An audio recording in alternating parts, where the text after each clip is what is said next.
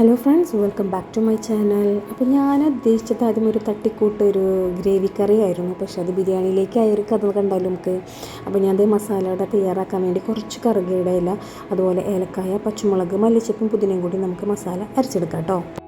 Pan വെച്ച് അതിലേക്ക് കുറച്ച് വെളിച്ചെണ്ണ ഒഴിച്ച് അതിലേക്ക് കുറച്ച് ബട്ടറും കൂടി ഇട്ട് കുറച്ച് സവോള, ആവശ്യത്തിന് ഉപ്പും മഞ്ഞൾപ്പൊടി ഇട്ട് നമുക്കൊരു 5 മിനിറ്റ് ഒന്ന് കുക്ക് ചെയ്തെടുക്കാം.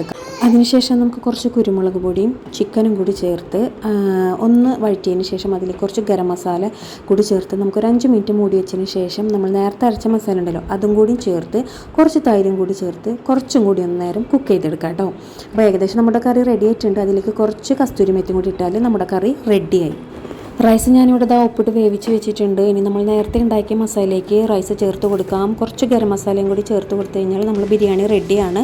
ബട്ടറും വെളിച്ചെണ്ണയൊക്കെ ചേർത്തുള്ള കാരണം ഇനി നെയ്യിൻ്റെ ആവശ്യമില്ല. ഏകദേശം നല്ലൊരു ഹൈദരാബാദി ടേസ്റ്റാണ്. ഇഷ്ടപ്പെട്ടാൽ ലൈക്ക് ചെയ്യുക, ഷെയർ ചെയ്യുക. താങ്ക്